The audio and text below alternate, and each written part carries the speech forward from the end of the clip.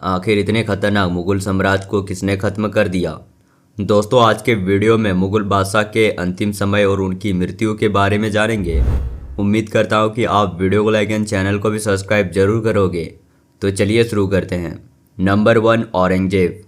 इनका जन्म 4 नवंबर 1618 को गुजरात के दाहोद जिले में हुआ था। उसे हिंदुस्तान के सबसे क्रूर और कट्टर शासक भी माना जाता है, जिसने किसी को भी नहीं छोड़ा।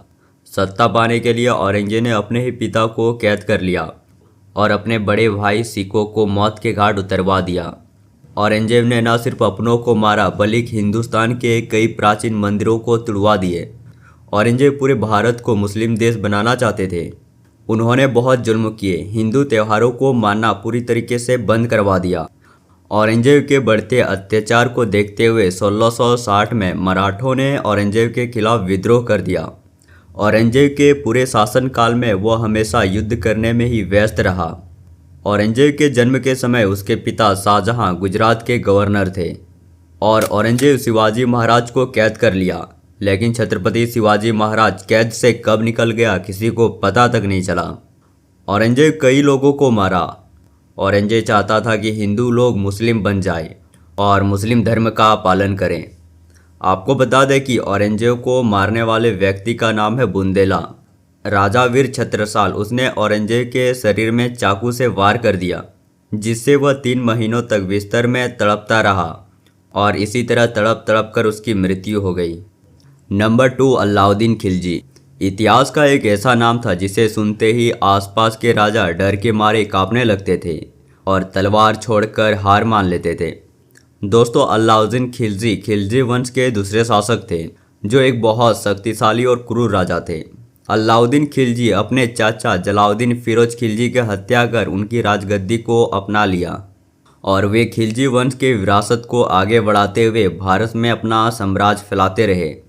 खिलजी वंश के दूसरे शासक अलाउद्दीन खिलजी अपने निर्दय और लड़ाकू स्वभाव के लिए जाने जाते हैं और वो एक शक्तिशाली, कुशल और हवस से भरा हुआ शासक था, जिसने काफ़ी लूटपाट किया और अपने साम्राज्य का काफ़ी नाम कर लिया था। वह दक्षिण भारत को जीतने वाला पहला कुशल शासक तो बन गया था। अलाउद्दीन खिलजी के करीब 300 साल बाद भी कोई ऐसा शासक इतना बड़ा साम्राज्य स्थापित नहीं कर पाया था। अलाउद्दीन खिलजी खुद को दूसरा अलेक्जेंडर यानी कि सिकंदर भी मानते थे। इतिहासकार का मानना है कि अलाउद्दीन खिलजी का जन्म 1260 से 1275 के बीच हुआ था। इतिहासकार को भी इसका सही जन्म कब हुआ किसी को नहीं पता है। अगर आपको पता है तो हमें कमेंट करके ज़रूर बताइएगा। अलाउद्दीन खिलजी का चाचा जलालुद्दीन खिलजी जब दिल्ली के सल्तनत बने थे, तब उसने अलाउद्दीन खिलजी को अपने दरबार में आमिर-ए-तुज़क बनाया था, जो कि प्रमुख के समक्ष होता था। जबकि खिलजी के छोटे भाई अलमास बेग को अफूर बेग बनाया था, जो कि प्रमुख के समान माना जाता था। करीब 1251 ईस्वी में जलालुद्दीन के शासनकाल में कारा के राज्यपाल मालिक हुज्जू ने आक्रमण कर दिया, जिसके बाद अलाउद्दीन खिलजी ने अपने राजनीतिक कौशल से इस स्थिति को बेहद अच्छे से संभाला, जिससे प्रभावित होकर उसे कारा का राज्यपाल बना दिया। वहीं इसके बाद 1292 में भिलसा में जीत हासिल करने के बाद अलाउद्दीन खिलजी को उनके चाचा एवं ससुर जलालुद्दीन ने अवध प्रांत की जिम्मेदारी सौंप दी थी। वहीं मालिक छुज्जू ने अलाउद्दीन खिलजी के अंदर दिल्ली का सुल्तान बनने का इच्छा जगाई और जलालुद्दीन के खिलाफ नफरत के बीज बोए। इसके बाद जलालुद्दीन ने धोखेबाजी कर अपने चाचा जलालुद्दीन खिलजी का हत्या कर दी और फिर दिल्ली के राज सिंहासन पर अपना कब्जा कर लिया। इस तरह 1296 ईस्वी को कारा में अलाउद्दीन खिलजी ने खुद को दिल्ली का नया सुल्तान घोषित किया। हालांकि सुल्तान बनने के थोड़े समय तक उन्हें काफ़ी मुश्किलों का सामना भी करना पड़ा था, लेकिन अलाउद्दीन खिलजी अपने शक्ति और कूटनीति का इस्तेमाल करके सभी विरोधियों का डटकर मुकाबला किया। इसके बाद करीब 1296 ईस्वी से 1308 ईस्वी के बीच मंगोल ने दिल्ली पर अपना शासनकाल कायम करने के लिए कई बार आक्रमण किए, लेकिन अलाउद्दीन खिलजी ने मंगोल को अपनी शक्ति का एहसास करवाया और उन्होंने 1298 में जलाधर की लड़ाई, 1299 में कली की लड़ाई, 1305 में आमरोह की लड़ाई और 1306 में रवि की लड़ाई और 1308 में अफगानिस्तान घाघनी की लड़ाई में मुगलों को हराकर विजय प्राप्त की।